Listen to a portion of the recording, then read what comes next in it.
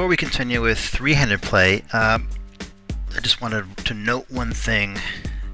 It looks to me like three-handed play has been very passive pre-flop, where people are limping in and seeing cheap flops. And when you notice a table dynamic like that, you want to start doing the opposite. Just like if the table is very aggressive, instead of raising and re-raising, you want to wait for a strong hand before you get in there re-raising, because you're going to need it to go to war with. The opposite of that is true. If people are being very weak, very passive, limping a lot, you want to get in there and start raising a lot pre-flop with a lot of your range to take advantage of that. I hope that you picked up on this, and I hope that you started to do this. But if not, then it's a good thing to start noticing in your play to take advantage of your opponents and the dynamic that is set up around the table. So with that, we will continue.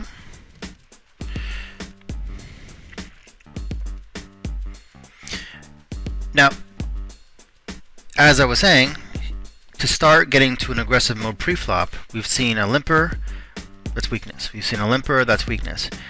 You should start to take advantage of that. I'd like to have a better hand than 6-4 suited, but 6-4 offsuit, but it would not be such a horrible play to set a precedent and stop them from limping pre-flop and try to steal a lot of pots pre-flop with aggressive play.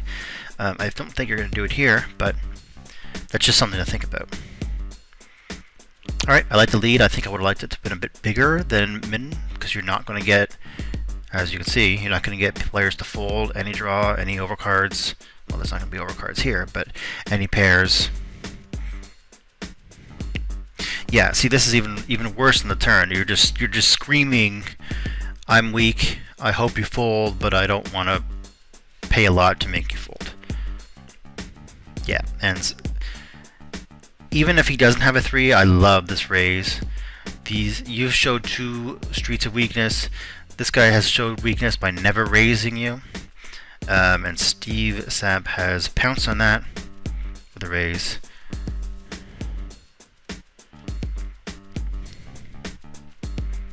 I'm more inclined to believe they actually had the 3 or at worst 2 pair, but even if he didn't, I think it's a nice play to make.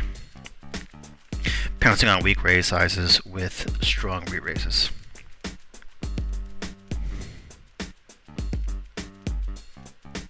See, there's where that's a beautiful spot to lead. And now you lead, but it's for too large.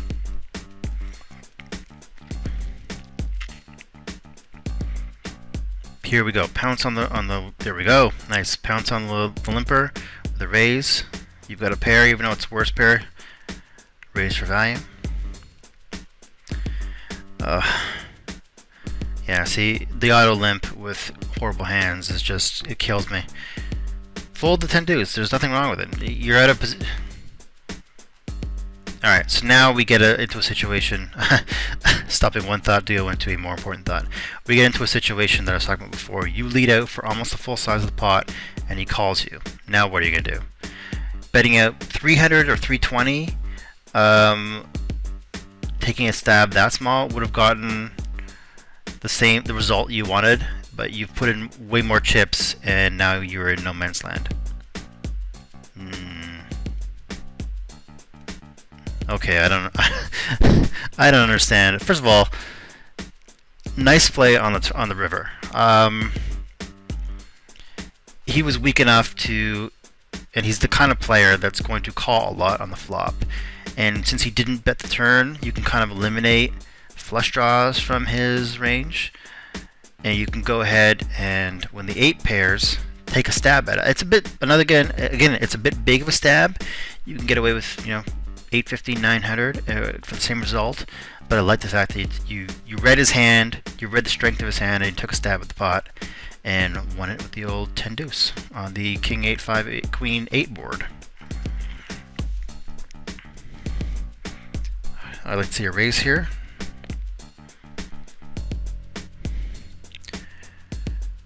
Okay, well, here's the first pure float of the afternoon.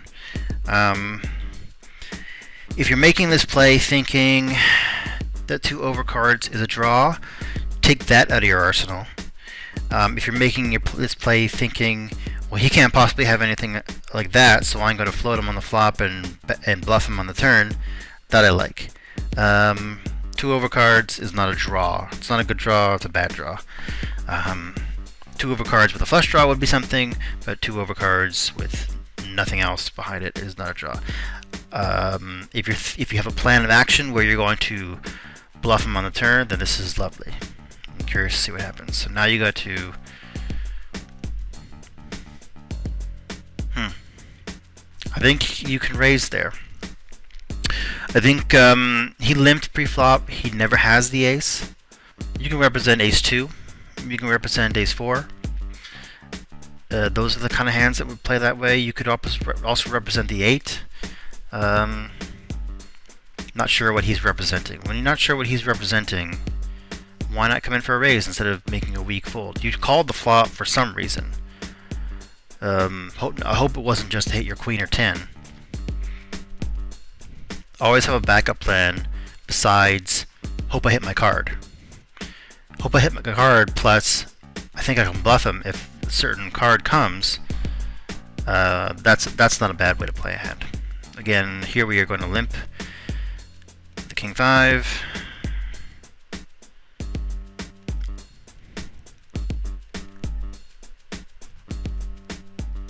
Yeah, that's why such a small bet on the flop.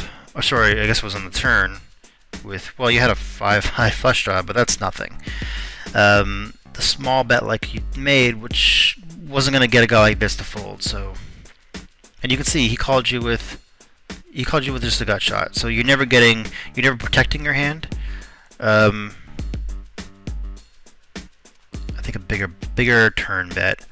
Or maybe leading on the flop would be a better way to play the hand. Or the best way to play that hand would be to raise pre-flop, and the second best play would be to fold pre-flop. Here we go with a min raise with the ace 8. Nice. Start doing that with more hands. Now here's a raise coming. Yep. Nice sizing. Raise with ace 8. Call. Bet the flop. He calls. Again, too big. You're trying to blow him off the hand. You don't want to blow him off a hand if he has a worse hand than yours.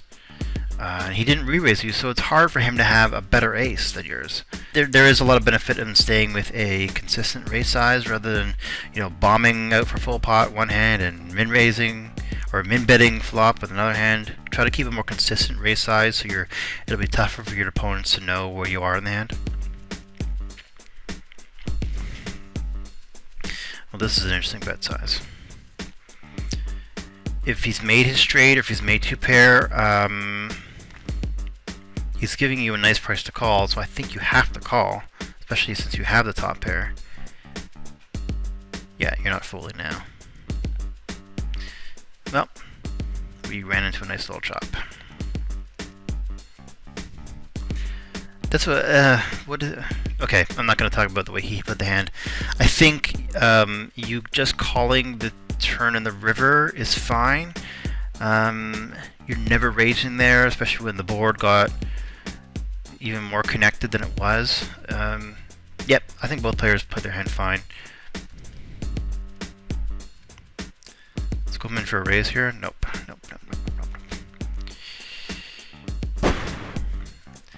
Wow. I don't think you need to slow play against a player who's as calling stationy as this. We saw him call with a gut shot in the previous hand we played against him. I think he's the kind of guy who's going to call with 2 overcards, like 10 queen, or maybe 1 overcard, like ace 3. He'll call. This is the perfect situation where he's taking a stab at it, and now we just get even more monstery, and he's betting again. Yeah, I was just going to say come in for a raise here. I don't like the sizing. I think charge him a bit more, because he, especially the kind of player he's shown aggression, and he's shown in the past to be willing to call a lot, so make a bigger size than just a min raise, get more value for your hand. I think you got away with a bit more, but 1500 or so, but as it stands, 1200 is not horrible, and he folds. Yeah, I would have bet 14, maybe 1500 there. If I really thought he was bad, you know, he was going to call me down with 5-4 in his hand, something like that. You can go as high as 2000, but I think there were a lot better ways to play that hand against a player like that. Someone you know was going to call. Once he's shown aggression on the flop, I would actually start raising there, then lead out big on the turn, and then lead on the river. We know that lead on the river wouldn't have worked, but I think it would have got a lot more chips into the pot. As it stands, I think you won a smaller pot than you could have, given the type of player we were playing against and his actions, or his line in the hand. So there's a limp, fold, please raise, no! See, you gotta raise hands like this. You can't let a player who's limping in or seeing 60% of the flops limp on the button and see a cheap flop. And now you're hoping that your ace high is good. And he's going to bet again, you're going to call again, hope, hope, hope. And now you got to fold. So that you took the exact backwards line on every single street there. Instead of raising pre-flop, you called. Instead of, you know, leading out on the flop, you check called. After that, the turn and the river were pretty standard, given that he only bet 400 on the turn. You had to pretty much call there with anything, and now you have to fold the river.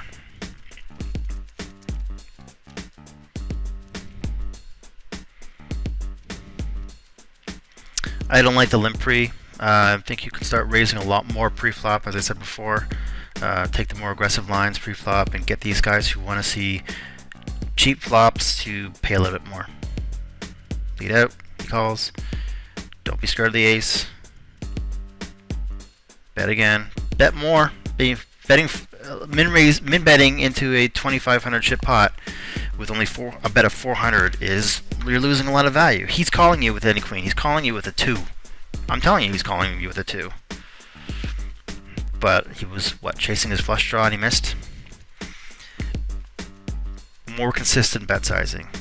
For a long time, I would pick a percentage, let's say 45%, and I would bet that amount on every single street, that amount of the pot on every single street, whether I was bluffing, whether I was value betting, and it would be impossible, just for the purpose of making it impossible for my opponents to read whether I was strong or whether I was weak in the hand.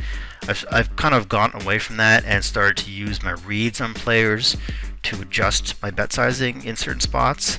For example, if I had a huge hand and I knew against a player like this who wasn't trying to read my hand but was only going on the strength of his own hand and wasn't properly counting pot odds to value whether it was okay for him to stay in with draws, against a player like that, I would adjust my pot betting to a larger size, say 55% or 60%, or if the situation warranted it, 80%.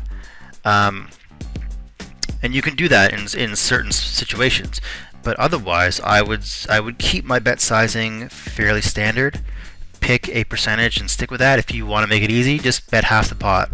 Half the pot when you're bluffing, half the pot when you have a monster hand, and everything in between. And that will make it more hard for your opponents to put you on a hand strength. That's something you might want to try in a tournament. Experiment with it, see how it works out. But I think that's a good place for beginning players to start, and then they can deviate from that when the situation demands it or where they see a good spot.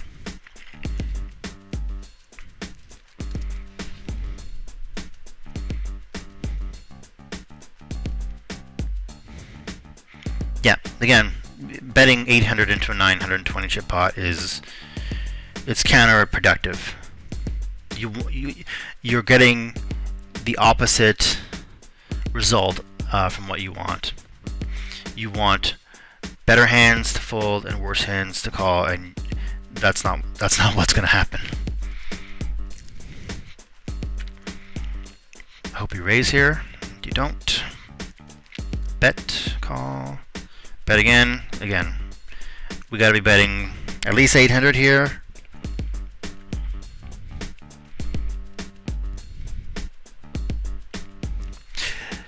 In this particular spot, if you had, bet 800 on the turn and then 1200 on the river, you would have lost more.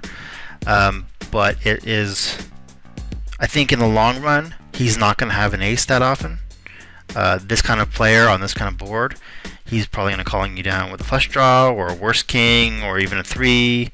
And in the long run, properly sizing your betting will win you larger pots. It happened to lose you a smaller pot in this case, but you can't think about a single case. You have to think about situations in the long run. So yeah, larger bet sizing when you're weaker to hide the fact that you're weak would be my advice, especially in hands like this. Ace Jack, you're going to raise, I hope you do. He folds. Pack of 5s come in for a min raise or 3x, that's fine. I don't think it's necessary, but that's okay. As long as you're consistent with 3xing all the time or 2xing all the time, if you're adjusting your pre-flop raise sizes based on the strength of your hand, that's when you can run into problems. Try to be consistent. If you're going to fluctuate between 2x and 3x, pick a middle ground and always raise 2.5x, just for the sake of consistency.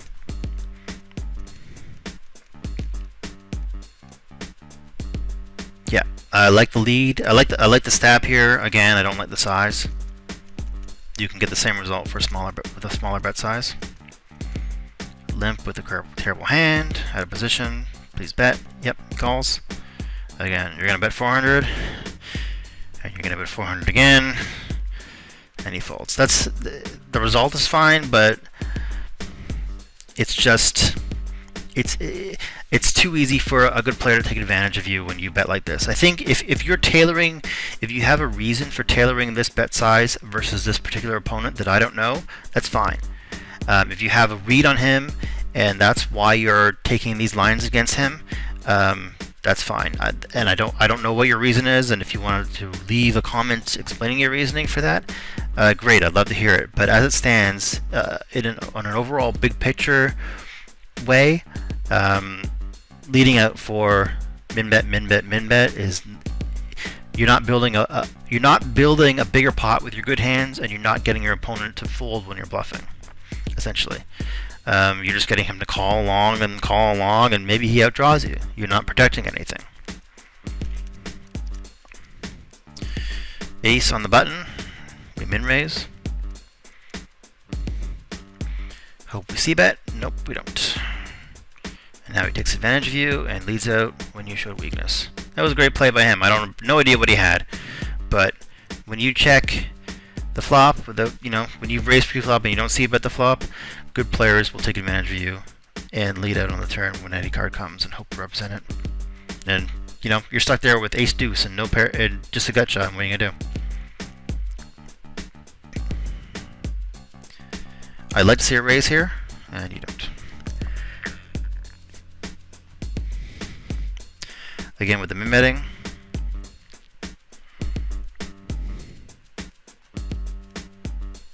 Well, now we've seen that now we see that it's very confusing. Steve, Steve. Nice to meet you. Now we see that Steve is capable of leading out and trying to representing a scary turn card, because when he was faced with a raise, he folded. So obviously he didn't have anything, or he didn't have anything that could strong enough to face a raise there. So, which leads me to believe that some of his other moves against us and against Steph were, in fact, moves. To counterbalance a guy who you know is going to be making moves at you, take the initiative and make the moves yourself.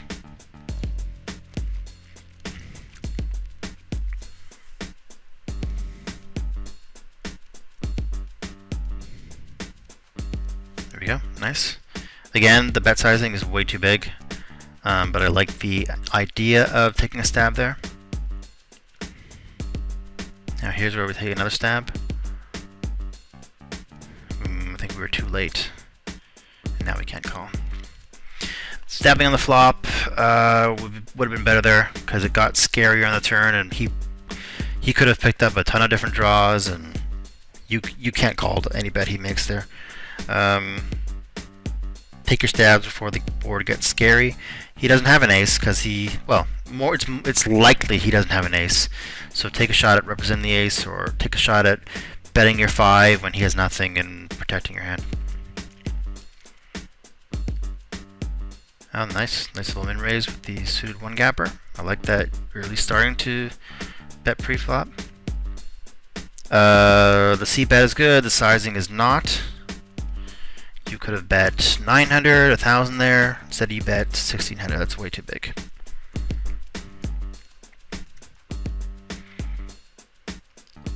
Alright, I'd love to see a raise here. There it is. Nice, and that's perfect bet sizing too.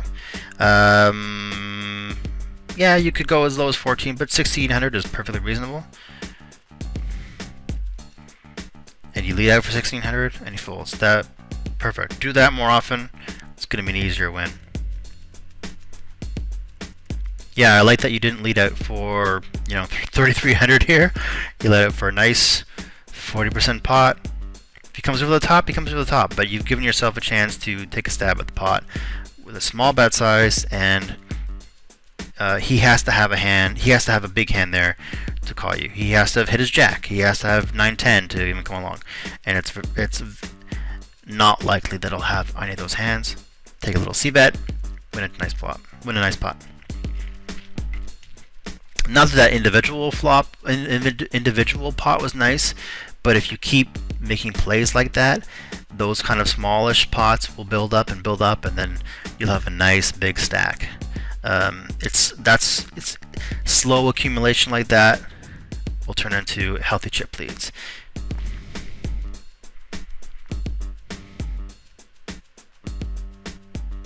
All right, I said as much as I'm going to say about lines like this. I think if you haven't got it now, how I feel about that, then you're not going to.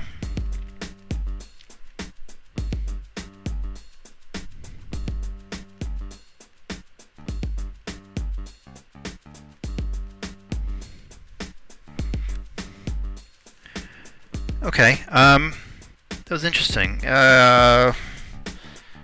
You basically played the hand exactly the same as you usually do, except instead of continuing with your leading on the turn and river, you check called, and he bet the same amount that you would have bet anyway.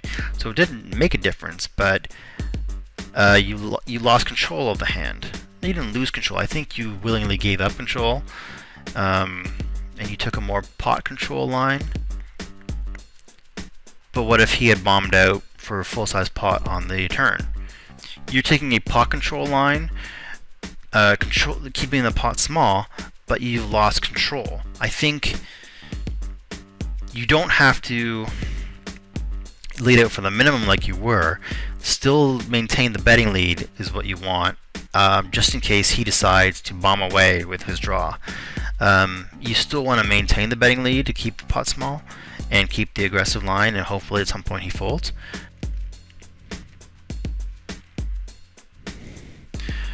Well, this is interesting. So there hasn't been really any pre-flop raising at all three-handed, and all of a sudden you pick up aces and someone raises? I understand why you go all in here, because he basically has a pot-sized bet left behind. But you're making it super easy for him to play his hand. He either has a queen, or he has pocket nines, he has pocket sixes, and he can call you, or he doesn't have any of those things and he can fold. Obviously, if he has a queen, he's beat, and if he has pocket nines, pocket sixes, or even pocket queens, then he's beating you. Yeah, the size of the pot versus the size of a stack makes it tricky. I still think you want to bet small and give a player who's shown a propensity to make moves a chance to make a move. As it stands, he calls you with Queen 9, So you were getting the action anyway. I'm not going to even talk about the merits of calling a pre-flop raise with his stack, pre-flop 3-bet with his stack size and queen unsuited. We'll forget about that. I think you want to give a player that's shown aggression post-flop a chance to show that aggression when you have an overpair. It wouldn't have worked out in this situation, but at least you would have given him a chance to make the mistake that you wanted him to make. The way you play the hand, you made it super easy for him to play. If he has a hand that beats you, he's going to call. If he doesn't, he's going to fold. You want him... So he can't really make a mistake the way you play his hand. You want him to make the mistake. Now, you happen to get unlucky here and your ace is lost, but I still think that there's merits in talking about the way to play that hand post-flop.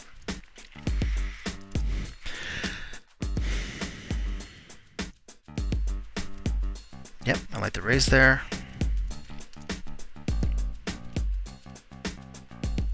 I don't like the limp with 9-3. It's a garbage hand to play out of position.